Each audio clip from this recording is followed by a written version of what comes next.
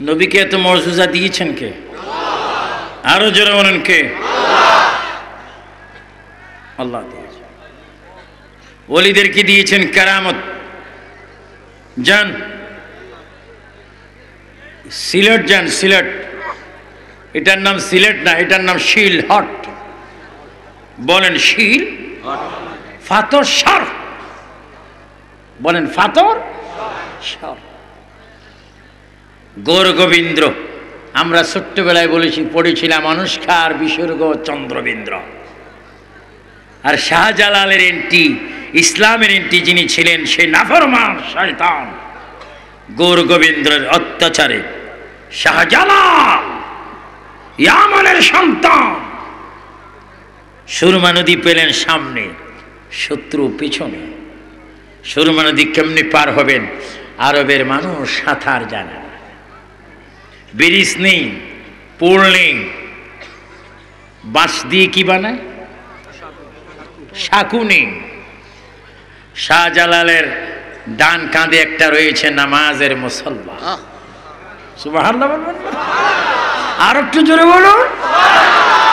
শাহজালাল মনে ডাইনে চাইলাম, বামে চাইলাম, পেছনে চাইলাম, সামনে চাইলাম, পার হওয়ার মতো কিচ্ছু নাই। দেখলাম অবশেষে আমার কাঁধে নামাজের মুসল্লা। আমি নামাজের মুসল্লাকে বললাম, এ নামাজের মুসল্লা, তোর উপরে এতদিন অসংখ্য ইবাদত করেছি, আশা করি তুই আমার কথা শুনবি।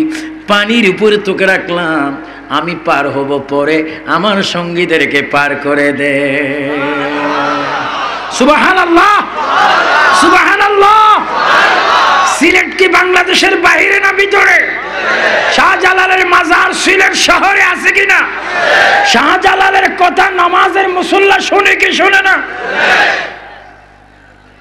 যোগাযোগ মন্ত্রীর কথা নামাজের মুসল্লা শুনবো নি? যোগাযোগ মন্ত্রী যদি বলে, আমি এবার হজরত থেকে আসছি, মদিনা শরীফ থেকে একটা নামাজের মুসল্লা আনছি, এ মুসল্লা ডাকা দিয়া নদীর উপর দিলাম, তুই আমার একটু পার করে দে। নদী বলবো, আমি তোরও খামো, নামাজের মুসল্লাও খামো।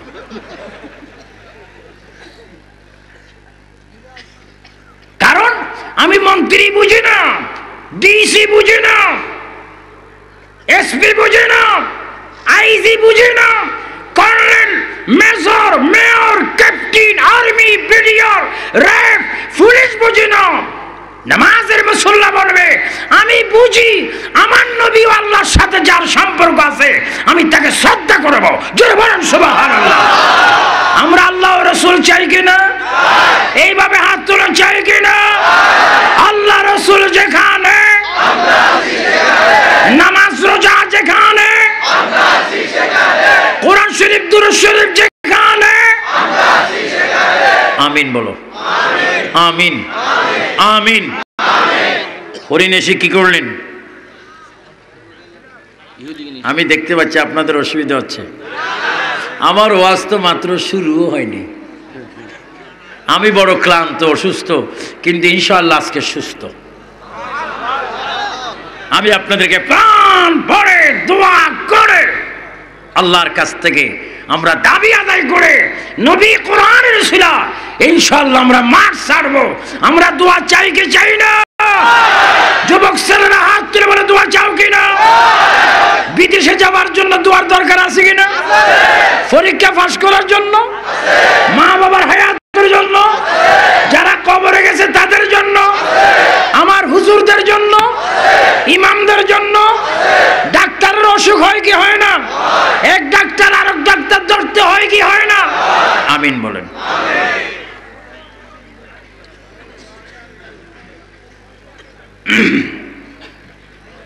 হরিণ কয়টি? মা একজন, বাচ্চা স্বীকার করেছে কয়টা? নবী থাকার কারণে এখন আসলো কয়টা? ইহুদি কি আর খুশি না, আবেগে চোখ বড় হয়ে ব্যসত হয়ে গেছে। আপনাদের দেশে যখন ঠা ঢাড়া পড়ে, কি পড়ে? তখন মানুষটা কি হয়ে থাকে? তারে দৌড়লে গিয়ে পড়ে, না হলে যেভাবে আছে। আল্লাহ যেন ঠা ঢাড়া না দেখায়, খবর দাও। ইহুদি নবীর কদমের দিকে চাকিয়ে তিনবার ডাক দিলেন, ইয়া রাসূলুল্লাহ, ইয়া রাসূলুল্লাহ, ইয়া রাসূলুল্লাহ, ইয়া মুহাম্মদ। এই কি দেখলাম, এই কি দেখাইলেন? ইহুদি চোখের পানি ছেড়ে চিৎকার মেরে আমার নবীর হাঁটু মুবারকের উপর পড়ে গেলেন আর কেঁদে দিলেন, মুহাম্মদ, এতদিন বলেছিলাম শুধু আলামিন, তুমি সত্যি পয়গম্বর, যাকে হরিণে মানে, গাছে মানে, আমি কেন মানব না? মুহাম্মদ, আমার হাত দুটো তুমি বেঁধে দাও এবং আমাকে পড়াই দাও, লা ইলাহা ইল্লাল্লাহ মুহাম্মাদুর, বলেন সাল্লাল্লাহু আলাইহি ওয়াসাল্লাম। আমার নবী হরিণের কথা বাংলা গজল পড়লে, শেয়ার পড়লে নবী বুঝি কিনা? সবাই একটু জনে জনে বলুন, মনে বড় আশা ছিল যাবো মদিনা। মনে আছে কিনা? না ভুলে গেছেন? এই কথার থেকে এতটুকু ঘুরে আসছি, আবার জোরে, মনে বড় আশা ছিল যাবো মদিনা। মক্কাওয়ালা মদিনাওয়ালা, বলেন মক্কাওয়ালা আমায় তুমি দেখা দাও, মনে বড় আশা ছিল যাবো মদিনা। সুবহানাল্লাহ। ইমাম হোসেনকে দেখুন, আমার নবী মসজিদ থেকে বাইর হলেন। কোত্থেকে? বলেন মসজিদে নববী। আর একটু যেন মসজিদে। তিনটা মসজিদ দুনিয়ার মধ্যে শ্রেষ্ঠ। এক, আসরা বিআবদিহি লাইলাম মিনাল মসজিদিল হারাম ইলাল মসজিদিল আকসা, এবং মসজিদে নববী। কয়টা? এই তিনটি মসজিদে নামাজ পড়লে বেশি সওয়াব। মক্কা 1 লাখ 1 রাকাতে, মদিনা শরীফ 1 রাকাতে 50,000, বাইতুল মুকাদ্দাস 1 রাকাতে 25,000। যুবক ভাইরা নিয়ত করো, পূরণ করে দেওয়ার মালিক আল্লাহ। আমরা নামাজ চাই কি চাই না? কয়টা মসজিদ? আমার ভাই, নবীজি মসজিদে নববী থেকে আসতেছেন, কেউ হাজতের জন্য যাচ্ছেন, কেউ নতুন করে আসতেছেন। এই ফাঁকে একটু আমরা জনে জনে বলি, ইয়া রাসূলুল্লাহ, ইয়া হাবিবাল্লাহ, ইয়া রাসূলুল্লাহ, ইয়া হাবিবাল্লাহ, গোসল করাইয়া কাফন পড়াইয়া, বলেন গোসল করাইয়া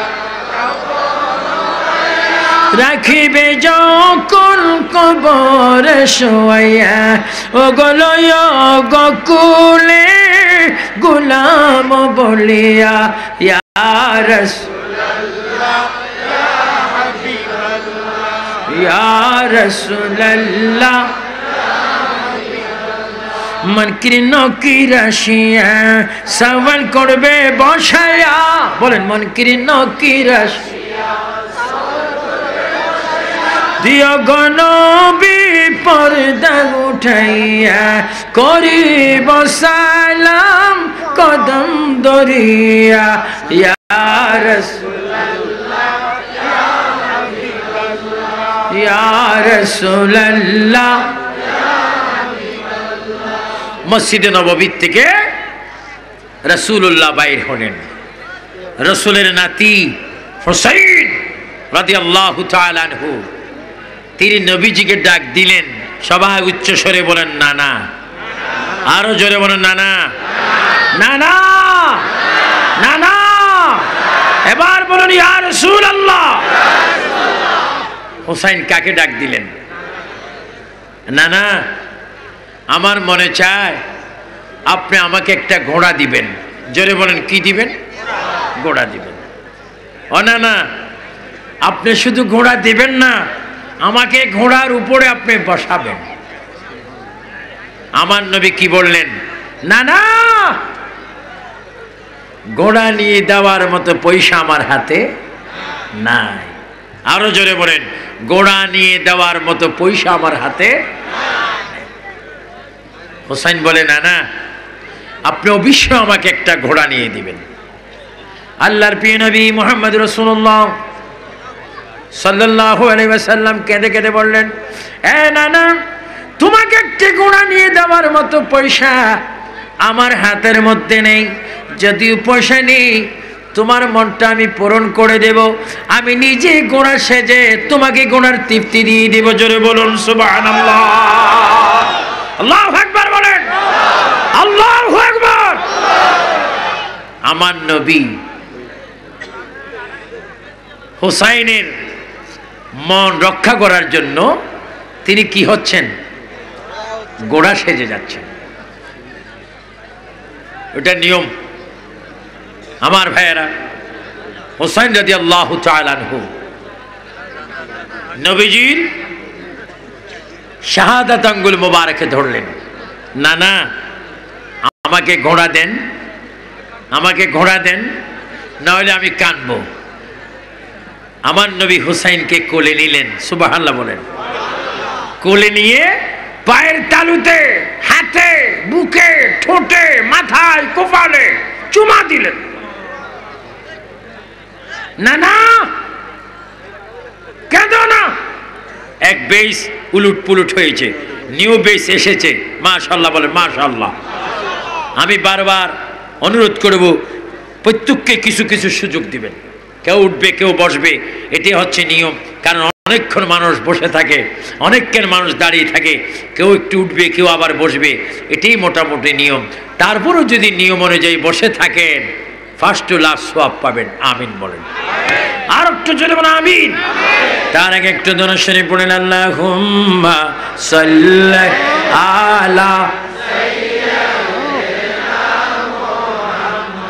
নাবিয়ানা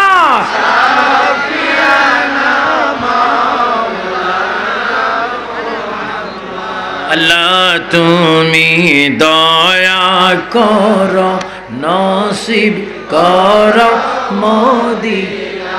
জোরে বলুন, আল্লাহ তুমি দয়া করো, নসিব নবীজি কে না দেখ কবর না। আল্লাহুম্মা সাল্লি আলা সাইয়্যিদিনা মুহাম্মাদ নাবিয়ানা শাফিয়ানা মাওলানা মুহাম্মদ। যেখানে থাকো, যেতায় থাকো, নবীর দুরুদ সাইরো না। বলেন, যেখানে থাকো, যেতায় থাকো, নবীর দুরুদ সাইরো না। মারহাবা বলেন, মারহাবা।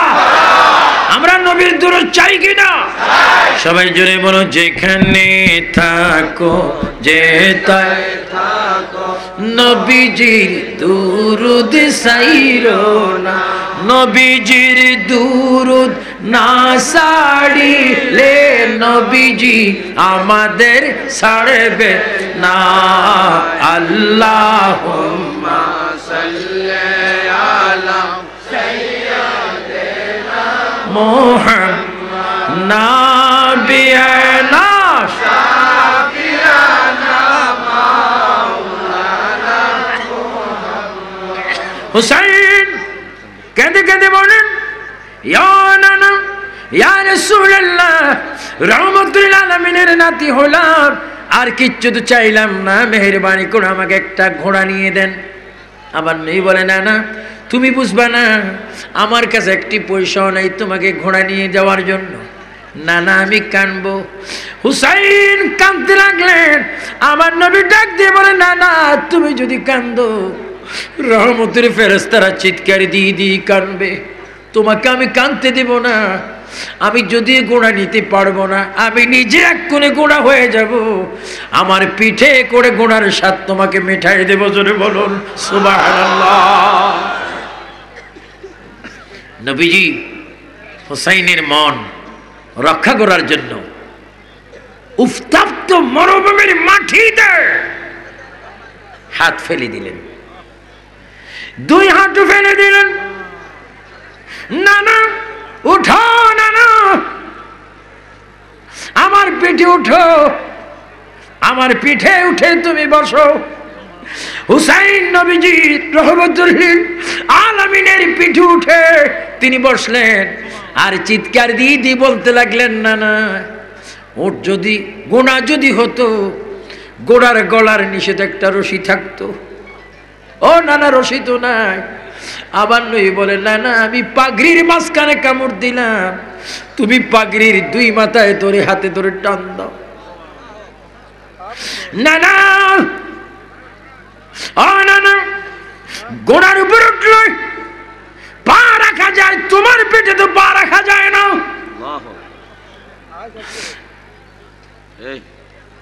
আমার নবী চিৎকার দিয়ে বলেন, হুসাইন, তোমার পাও যদি রাখার কোনো সুযোগ না পাও, আমার দাড়ির নিচে দামির মধ্যে তোমার দুই পাও লাগাইয়া দাও।